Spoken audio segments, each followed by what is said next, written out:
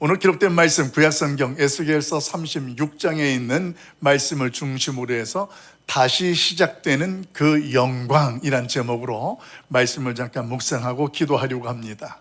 이제 새생명 축제 이후에 저는 여러분들과 함께 말씀을 계속해서 성경 목록으로 설교를 전하지만 새롭게 중간에 신앙생활을 멈추었다가 나오시는 분들도 있고 처음 교회에 등록하시고 나오시는 분들이 앞으로 있을 것을 생각해서 여러분들에게 이제 성경 말씀 중에 가장 쉽고 기초적이고 중요한 것들을 여러분과 나누려고 합니다.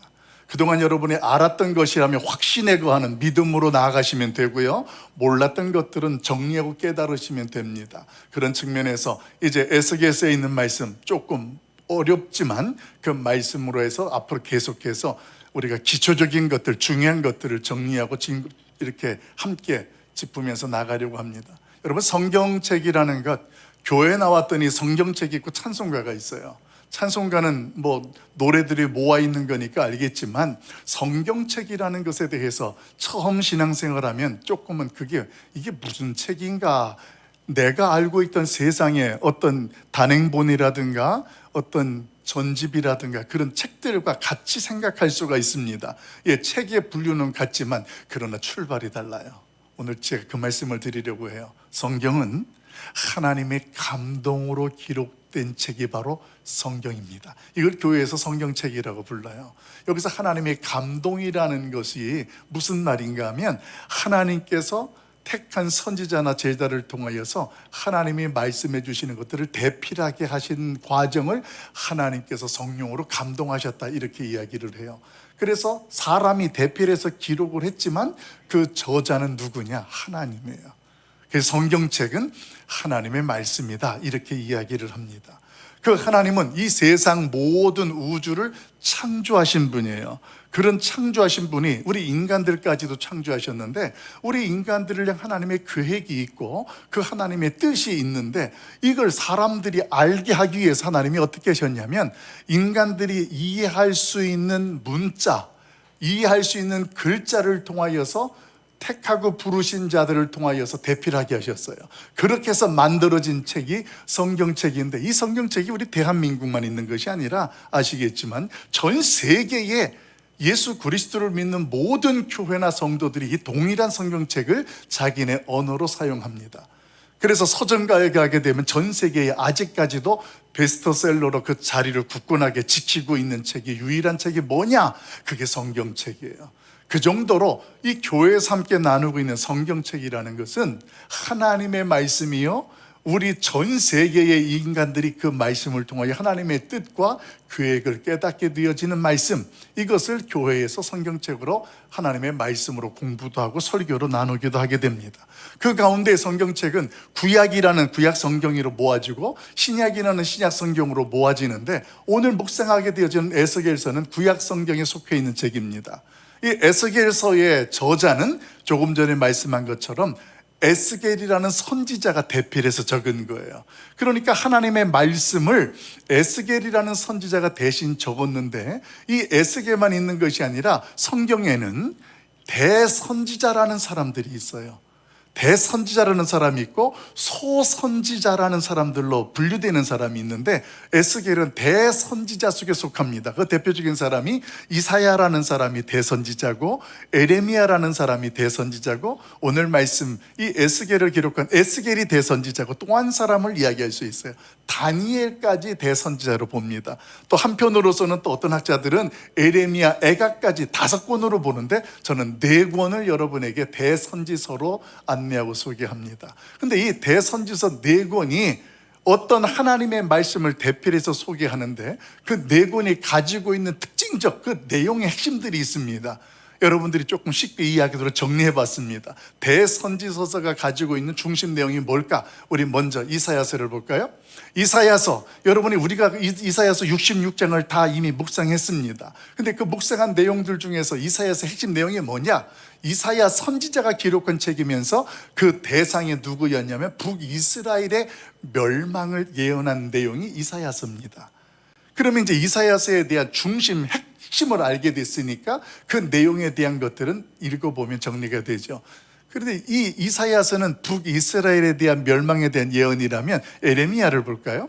에레미야서를 보면 에레미야가 기록을 했는데 이건 남유다의 멸망 내용을 예언한 내용이에요. 그러니까 북이스라엘에 대한 이야기를 알려면 이사야서를 보면 되고, 남유다에 대한 이야기와 마지막을 더 정확하게 알려면 에레미야서를 보면 됩니다. 그리고 나서 오늘 본문에 소개되어지는 게 에스겔이에요. 이 에스겔서는 그럼 어떤 내용이냐면 이사야가 예언하고 에레미야가 예언했던 이스라엘과 북이스라엘과 남유다의 멸망 상태에 이루어진, 그들 말로 표현하면 바벨론의 포로로 끌려가서 어렵고 힘든 생활하고 있는 그들의 모습을 그대로 보여주고 있고, 거기에서 더 나아갑니다. 그게 끝이 아니라 하나님의 회복의 교회까지도, 그 언약까지도 선포해주는 메시지가 오늘 에스겔서가 됩니다. 그리고 마지막 네 번째 다니엘서가 있어요. 우리는 다니엘서를 많이 설교를 들어서 읽어서 알고 있잖아요. 다니엘의 내용은 포로기 가운데 있는 이야기였잖아요. 그 다니엘을 통하여서는 그 당시에 이스라엘 백성들을 망하게 했던 아수르나 바벨론이나, 그리고 바벨론을 또 망하게 했던 페르시아, 메데바사라는 그런 나라들을 하나님께서 이제 그 나라들도 망하고 흥망성쇠의 주권자로서 역사하시고, 그리고 그 가운데에 하나님이 택한 이스라엘 백성들을 다시 구원하시는 그 계획들을 선포하는 메시지가 다니엘서입니다. 이걸 우리는 대선지서다 이야기를 해요. 그래서 이사야, 에레미야, 에스겔, 다니엘, 이 네 권은 하나님 앞에서 이스라엘 백성들이, 남유다와 북이스라엘이 720여 년에 북이스라엘이 아수르에 의해서 망하게 되어지는 일과, 또 586년에 바벨론에 의해서 남유다가 망하게 되어지는 일들, 이런 내용들을 예언하고 선포하신 말씀이 소개되어지고, 그리고 에스겔을 통하여서는 이미 망하고 포로되어진 그들의 현실 속에 하나님은 어떤 회복의 계획을 있는지 그 구체적인 내용을 소개하는데, 이제 이스라엘을 망하게 했던 바벨론이라든가 그 다음 페르시아라든가 이런 강대국들도 하나님의 주권 안에서 그들이 망하게 되어지면서 하나님의 구원이 이루어지는 것, 이런 것들이 대선지서에 다 들어있습니다. 자, 그러면 우리 이 말씀을 정리하면 이런 질문이 하나 생겨야 되는 거예요. 어떤 질문이냐면, 도대체 그러면 북이스라엘이든 남유다든 왜 하나님 앞에서 그렇게 멸망할 수밖에 없게 되었느냐, 그들이 망하게 되어진 이유가 뭐냐라는 것을 저와 여러분이 정리가 되고 분별이 되어야 된다는 거예요. 그 이유가 뭘까요? 우리 그 말씀을 신명기 28장 47절에 보게 되어지면 이렇게 선언합니다. 47, 48절 우리 같이 한번 읽어봐요. 같이 봅니다. 시작. 내가 모든 것이 풍족하여도 기쁨과 즐거운 마음으로 내 하나님 여호와를 섬기지 아니함으로 말미암아 내가 줄이고 목마르고 헐벗고 모든 것이 부족한 중에서 여호와께서 보내사 너를 치게 하실 적군을 섬기게 될 것이니 그가 철 멍에를 내 목에 메워 마침내 너를 멸할 것이라. 아멘. 여러분, 이 신명기 28장 말씀은 이스라엘 백성들이 가나안 땅에 들어가기 전에 하나님께서 새로운 계명과 그들이 가나안 땅에 들어가서 지키고 해야 될 것들을 말씀해 주신 내용이 신명기서잖아요.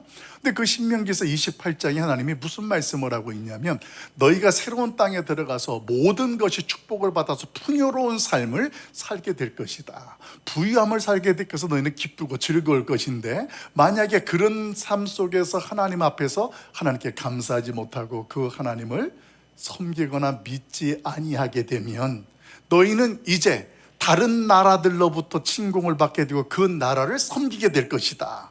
조공을 바치게 되어지고 포로가 될 것이고, 이 멍에가 지어져서 끌려가는 것처럼 그들은 세계 만방에 흩어지게 될 것이다라는 말씀으로 이미 하셨다라는 거예요. 그런데 현실적으로 지금 남유다와 북이스라엘이 어떻게 되었냐면, 그 하나님의 말씀을 무시하고 하나님을 믿지 아니하는 모습으로 그들이 살아오게 되므로 결국 그 말씀대로 이스라엘 백성들은 심판을 받게 되어지고 망할 수밖에 없었다라는 것, 이것이 이미 예언되었던 말씀대로 성취되는 것을 저와 여러분은 분명하게 알게 됩니다.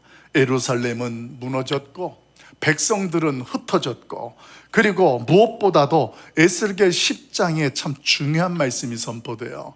에스겔 10장에 무슨 이야기가 나오냐면, 그들이 그 하나님 앞에서 하나님을 믿지 아니하고 그 말씀을 무시하고 배신했을 때 무너지고 부서진 것들은 당연하지만 그들에게서 하나님의 영광이 떠나갔다라는 것입니다. 여러분, 이게 가장 비참한 거고 가장 불쌍한 거예요. 여러분, 하나님 앞에서 우리가 몸이 약해질 수도 있고 소유물이 사라질 수도 있어요. 그런데 그래도 하나님의 영광이 우리 가운데 함께 있다면 이게 아무것도 문제가 되지 않는 거예요. 그런데 중요한 것은, 모든 것들을 잃은 것 가운데 진짜 잃은 것은 그 하나님이 나와 함께 계시지 않는 것이고, 그 하나님의 영광이 내게서 느껴지지 않는 것, 이것이 얼마나 우리의 인생과 신앙생활에 비참한지 모른다라는 거예요. 그런데 지금 이스라엘 백성들의 현실이 그렇게 된 거예요. 예루살렘 성전이 무너지고 돌더미가 되어지고 백성들은 흩어지고, 그런 현실 속에 그들이 그것을 깨닫고 돌이키기는커녕 오히려 하나님 앞에서 여전히 그 삶 속에서 불평과 원망을 하고 하나님께 돌이키지 않으니까 그들 가운데에 함께하였던 하나님의 영광이 오늘 에스겔서 10장에 보면 그들을 떠나게 되었다, 이렇게 에스겔은 선포해주고 있습니다. 여러분, 오늘 하나님 앞에서 이 이스라엘 백성들에게 하나님의 영광이 떠나는 것 같은 일들이 우리의 신앙과 우리 현실 속에서 여러분 경험하거나 느끼진 적은 없으십니까? 오랫동안 하나님 앞에서 신앙생활을 했는데, 신앙생활을 그렇게 열심히 했는데 내 믿음 생활이 공허해요. 내가 이걸 지금 제대로 믿음 생활을 하고 있는 건지, 내가 하나님 앞에 열심히 봉사도 해요, 헌신도 해요. 그런데 그렇게 헌신하고 봉사했는데 내 마음속에 기쁨이 없어요. 그 하나님 앞에서 오히려 더 상처만 되고 더 갈등만 일어난다면 여러분, 하나님의 영광이라는 것을 여기에서 느끼고 경험할 수 있을까요? 이스라엘 백성들이 하나님 앞에서 하나님을 말씀을 믿지 아니한다라는 모습 속의 현실이 아예 하나님을 무시하거나 제사를 드리지 않았을까요? 그게 아니에요. 그들은 여전히 제사를 드렸고 여전히 모였어요. 그런데 하나님은 너희가 그래 할지라도 그것은 나를 믿지 않는 것이다 그랬어요. 하나님을 무시하고 그 말씀을 믿지 아니하는 그들의 현실에 대해서 오늘 하나님은 경고를 하셨던 것입니다. 이런 말씀 속에 오늘 저와 여러분에게 성경은 무엇을 말씀해 주느냐? 에스겔이 그들에 대한 현실의 고통만 말해주는 것이 아니라, 이제 그럼에도 내가 너희를 위해서 그곳에 다시 하나님의 나의 영광을 시작하겠다, 이것이 하나님의 회복의 은혜예요. 어쩌면 이 말씀을 들을 때 저와 여러분이 우리 자신을 향한 하나님의 음성으로 들었으면 좋겠습니다. 하나님은요, 무너진 성전을 건축하고 그 성소에 하나님의 영광으로 충만하겠다라는 뜻이 아니었습니다. 왜냐하면 이 말씀이 우리 가운데 그대로 이루어졌기 때문에 그래요. 하나님의 백성들, 택함받은 백성들이 하나님 앞에서 하나님을 믿지 아니하고 자신들 중심과 외식과 교만으로 섰을 때 하나님은 그 성전을 무너뜨리시고 내가 이제 다시 내 영광으로 함께하겠다는 말씀 속에 무슨 말씀을 하셨냐면, 이제는 예수 그리스도를 믿는 자들을 모아 그들의 마음속에 하나님의 영광으로 두게 될 지성소로 삼겠다라는 말씀을 하셨습니다. 그것이 오늘 다시 시작되는 그곳의 영광이에요. 이것이 고린도전서 3장 16절 말씀이 실질적으로 성취가 됐습니다. 하나님께서 우리에게 뭐라고 말씀하시냐면, 너희의 몸이 하나님의 성전인 것과 성령이 너희 안에 거하시는 것을 알지 못하느냐? 그 말씀 속에 왜 너희의 몸을 그렇게 더럽고 악한 것으로 그렇게 관리를 하느냐? 이게 책망의 메시지예요. 여러분, 우리가 예수님을 믿으면, 영접 기도를 하면 우리 안에 예수님이 이 안에 내주하신다, 이 안에 계신 거예요. 그래서 우리의 몸을 그 다음부터 성경은 뭐라고 표현하냐면 하나님의 성전이라는 거예요. 이 말씀이, 에스겔서에서 하셨던 말씀이 우리 안에 그대로 성취가 된 거예요. 하나님을 믿지 아니하는 이스라엘 백성들 때문에 예루살렘 성전은 무너졌습니다. 흩어졌습니다. 그런데 내가 그래도 내가 너희 가운데에 다시 내 영광으로 함께 채우겠다. 그런데 성전을 다시 짓는 게 아니라 그 다음부터 나타난 것이 무엇이었냐면, 하나님이 보내신 예수 그리스도를 믿는 자들을 하나님께서 모으셔서 택한 자들로 모시고 그들 가운데에 하나님이 임재하시는, 그들의 마음속에 하나님이 거하시는 지성소로 삼겠다라는 메시지를 선포하셨다라는 거예요. 자, 실질적으로 이 에스겔서에서 선포되어지는 언약의 내용을 우리가 두 가지로 정리해 봤습니다. 같이 볼까요? 에스겔서에서 보내주는 언약의 내용 핵심. 자, 1번 제가 여러분에게 읽어드립니다. 바벨론 포로 가운데 있습니다. 절망 가운데 있습니다. 그런 이스라엘 백성들에게 하나님께서 전해주시는 회복과 새 언약, 이게 에스겔서의 첫 번째 핵심 주제가 됩니다. 그리고 두 번째는 타락한 인간들의 고통과 절망의 이유에 대해서 오늘날 그 하나님의 말씀을 통하여 왜 이렇게 타락되어질 수밖에 없고, 왜 우리가 뭘 해도 절망적이고 허무하고 오늘 실패 가운데 속하게 되어지는지 그 이유를 알게 합니다. 그러면서 하나님의 말씀은 그럼에도 다시 우리 안에 하나님의 영광을 회복시키려는 하나님의 계획을 알게 해주는 것, 이게 에스겔서입니다. 그러니까 여러분, 에스겔서를 읽을 때에는 그냥 읽으면 하나님의 영이 인자야, 그리고 나를 따라오라, 그래서 인자가 나를 데리고 가는 에스겔의 모습. 그래서 에스겔서를 읽어보면 조금 내용들이 되게 어렵게 느껴져요. 그런데 보십시오, 하나님께서 에스겔을 데리고 이스라엘 백성들의 영적 상황과 현실을 다 보여주고 데리고 다니는 내용들이 에스겔서에 있는 거예요. 여기도 가서 보여주고, 또 저기도 가서 보여주고, 저기도 가서 보여주고. 근데 그 내용을 성경에 에스겔서에 기록되다 보니까 약간 현실적이지 않은 것 같아요. 그렇겠죠. 하나님이 에스겔을 데리고 다니면서 보여준 대로 너는 선포하라, 너는 말하라, 너는 그렇게 기록하라 하셔서 그렇게 기록하고 전하는 메시지가 에스겔서가 되다 보니까 우리가 보기에는 이게 뭔가 조금 이상하게 느껴집니다. 현장감이 느껴지지 아니하고 동떨어지게 느껴져요. 그 이유가 이스라엘 백성들의 현주소를 하나님께서는 상징적인 것들을 통하여서 보여주고 깨닫게 하고 알게 하기 때문에 그렇습니다. 여러분, 그런 모습 속에 이스라엘 백성들은 오늘 하나님 앞에서 무엇에 직면하게 되느냐? 그럼에도 다시 하나님께서 오늘 그들을 회복시키고 시작하시겠다라는 그 약속 말씀 앞에 서게 된 거예요.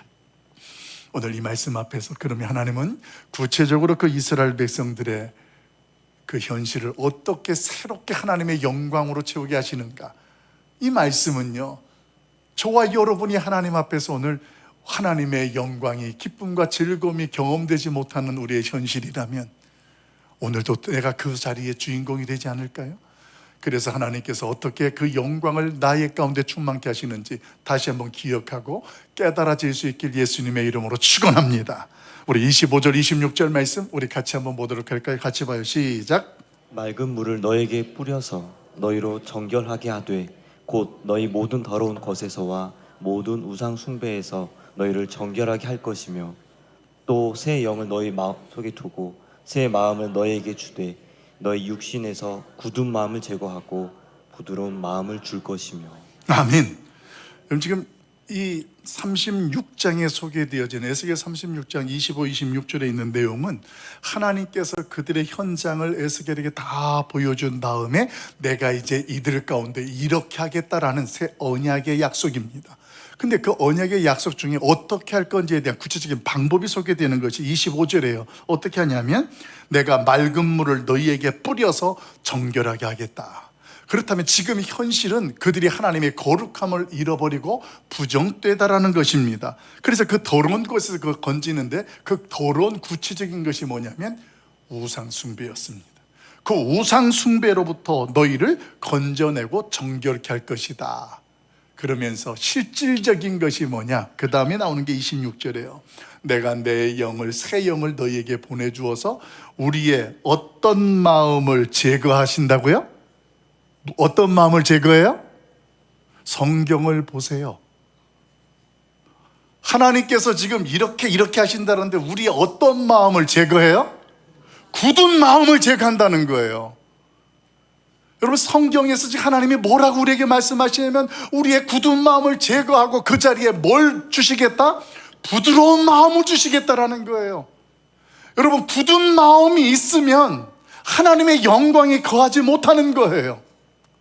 굳은 마음이 있으면 하나님 앞에서 우리가 그 하나님의 일하신 것들을 누리지 못하게 되는 거예요. 그럼 구체적으로 말해요, 오늘 굳은 마음이라는 게 뭘까요? 우리 방송실 보여줍시다. 성경에서 굳은 마음은 이렇게 정의합니다. 같이 읽어봐요. 시작. 하나님의 언약에 대해 철저히 무감각하고 반역적이며 생명력이 없는 영적 사망 상태. 예, 맞습니다. 이것을 신약에서는 죄와 허물로 죽었다 이렇게 표현하고 있고, 예수님이 이 땅에 다시 올 때에는 잠자는 자들이 일어난다라는 것으로 이렇게 이야기를 해요. 여러분, 성경에서 죽음이라는 것은 하나님과의 관계가 단절된 것이다라는 것을 제가 반복적으로 말씀을 드렸습니다. 그래서 굳은 마음이라는 것이 돌 같은 마음을 말하는 거예요. 이 굳은 마음은 스스로가 하나님을 향해서 선을 행할 수 없는 전적으로 타락한 상태를 말하는 게 굳은 마음이에요. 그러니까 이스라엘 백성들의 마음이 지금 어떤 마음이에요? 굳은 마음이라는 거예요.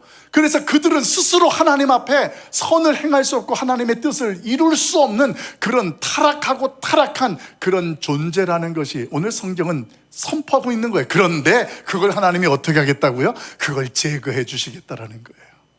나의 굳은 마음을 하나님이 제거해 주셔서 이제는 다시 한번 죽은 사망 상태가 아니라 살아있는 존재로 하나님의 말씀 앞에서 감각이 있고 반응이 있는 존재로 삼아주시겠다라는 것입니다.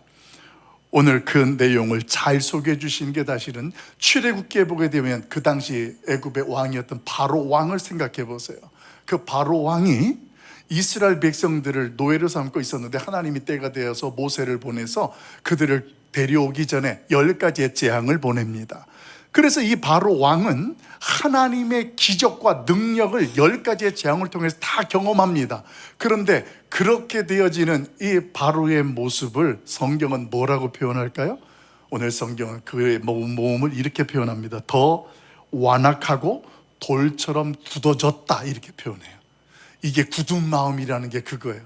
하나님의 능력을 경험하고 기적을 보고 해도 이게 나에게 아무런 무감각 상태예요. 이게 굳은 마음이에요. 실질적으로 말이에요.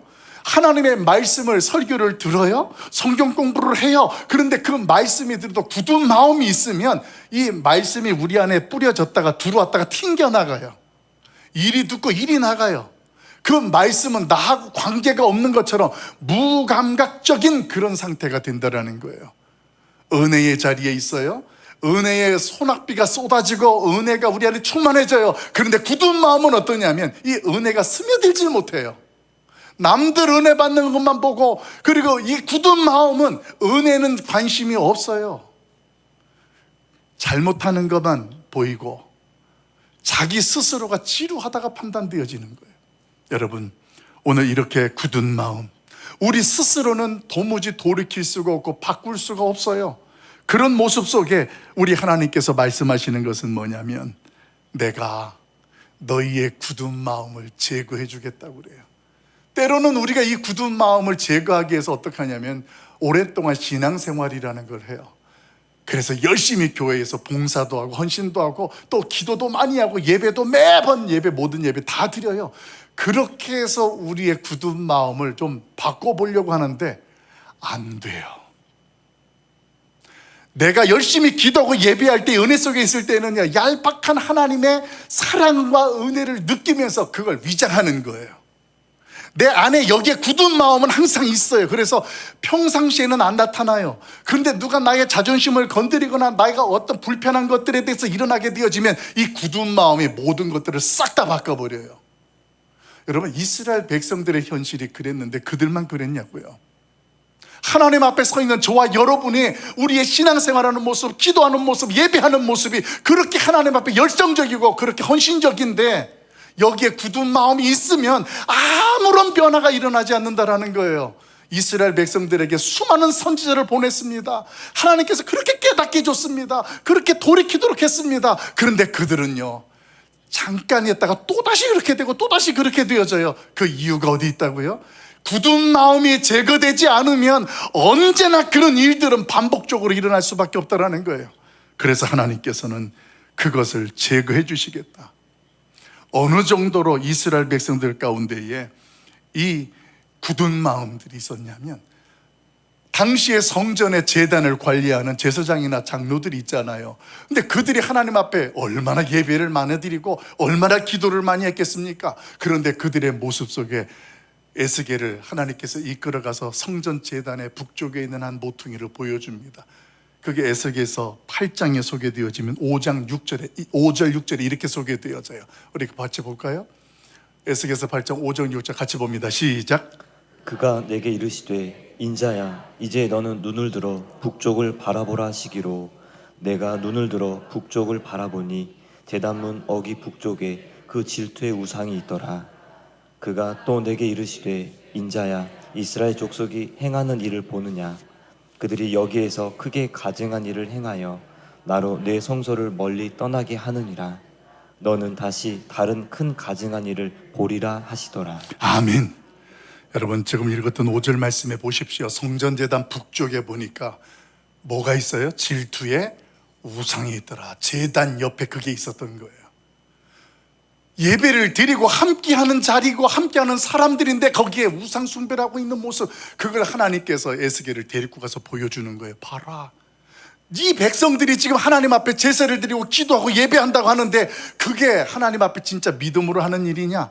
우상 숭배, 자기가 가고 싶은 대로 하고 싶은 대로 자존심대로 욕심대로 하는 이 일들을 하면서 이것이 어떻게 하나님 앞에 하나님을 믿는 일이 되고 예배가 되고 기도가 되고 제사가 되겠느냐? 그들의 가증된 모습을 폭로해주고 있습니다. 여러분, 저와 여러분이 하나님께 예배를 드리고 기도를 드린다고 하지만 예배와 기도보다 더 중요한 게 있어요. 그것은 다른 것이 아니고 저와 여러분이 하나님의 거룩함을 잃어버린다면 그 예배도 형식이 될 수밖에 없고 그 기도도 나의 의가 되고 교만뿐이 될 수가 없어요. 하나님의 거룩함을 잃어버리면 하나님의 영광이 여기서 떠나버리는 거예요. 외식적인 모습으로 독사의 자식들아 야단받았던 신약시대의 유대인들, 바리새인들의 모습이 그랬습니다. 그때에 우리가 하나님의 거룩함을 잃어버렸다면 우리 자신의 하나님의 영광도 멀어지게 느껴지고 우리 교회의 예배도 하나님의 영광이 나타나지를 않게 됩니다. 나의 자존심을 하나님의 말씀보다 더 중요하게 여겨요. 나의 계획이나 나의 욕심을 하나님의 말씀보다 더 우선으로 따라갑니다. 여러분, 그런 모습은 아무리 화려해도 그 안에는 하나님의 영광이 없는 거예요. 생명이 없는 거예요. 여러분, 지금 우리의 자신을 돌이켜 보십시오. 여러분이 알고 있는 굳은 마음들 감추려 하지 마십시오. 내가 하나님 앞에 어느 직분이라고 해서 굳은 마음이 부드럽게 바뀌지 않아요. 내가 하나님 앞에 기도 많이 하고 예배 드린다고 해서 굳은 마음이 부드럽게 바뀌지 않아요. 어떻게 될까요?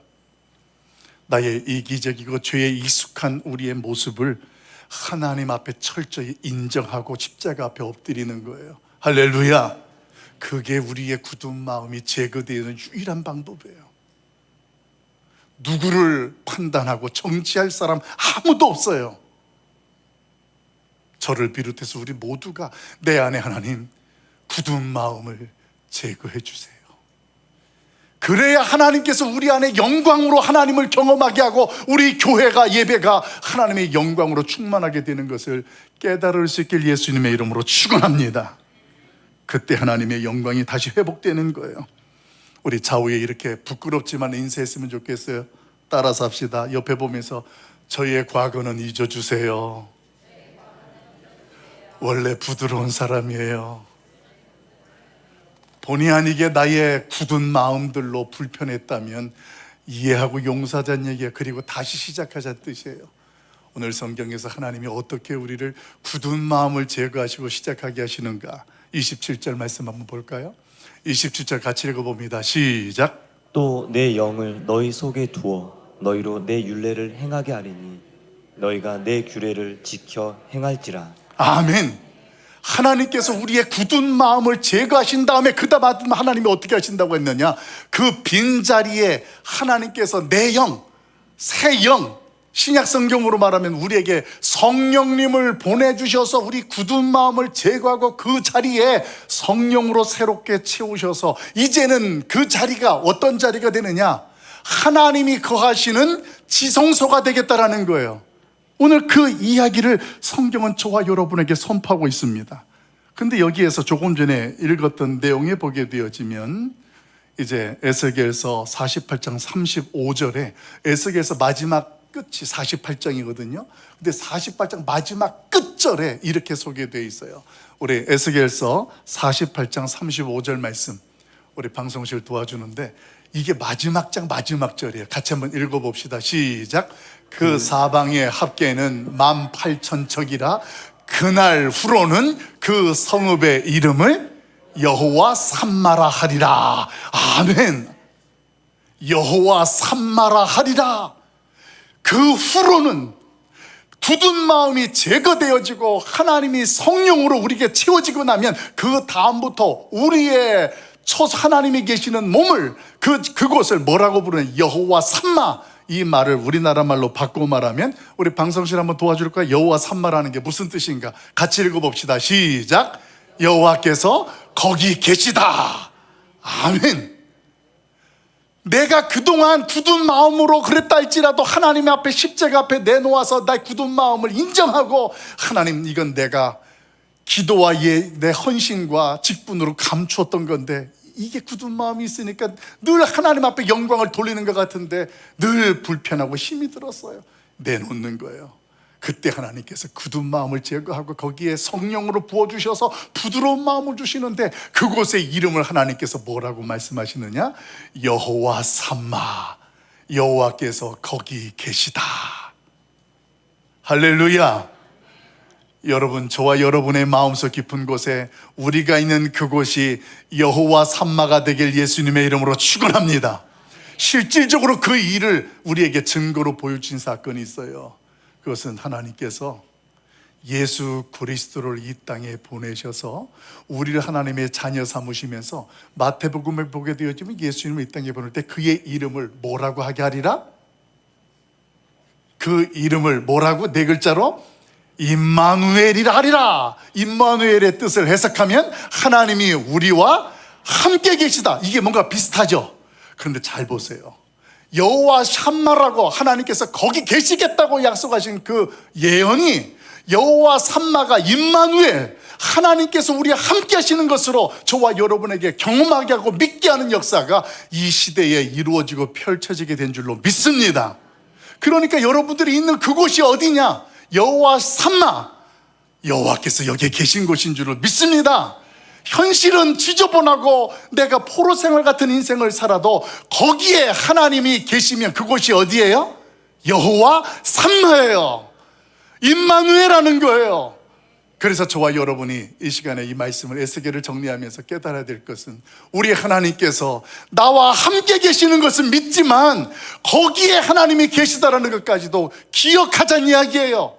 그러면 그곳에서 아무리 불편하고 힘들고 어려워도 하나님이 거기에 계신 거예요. 포로 생활에도 거기에 계신 거예요. 오늘 성경 48장 마지막 절 이야기하잖아요. 이후로부터는 그 성읍을 여호와 삼마라 하리라. 사랑하는 성도 여러분, 우리의 신앙 속에 우리의 인생이 여호와 삼마로 불려지길 예수님의 이름으로 축원합니다. 우리의 가정과 우리의 교회가 여호와 삼마로 선포되어지는 영적 공동체가 되길 예수님의 이름으로 축원합니다. 우리 같이 찬양 한 장 드리고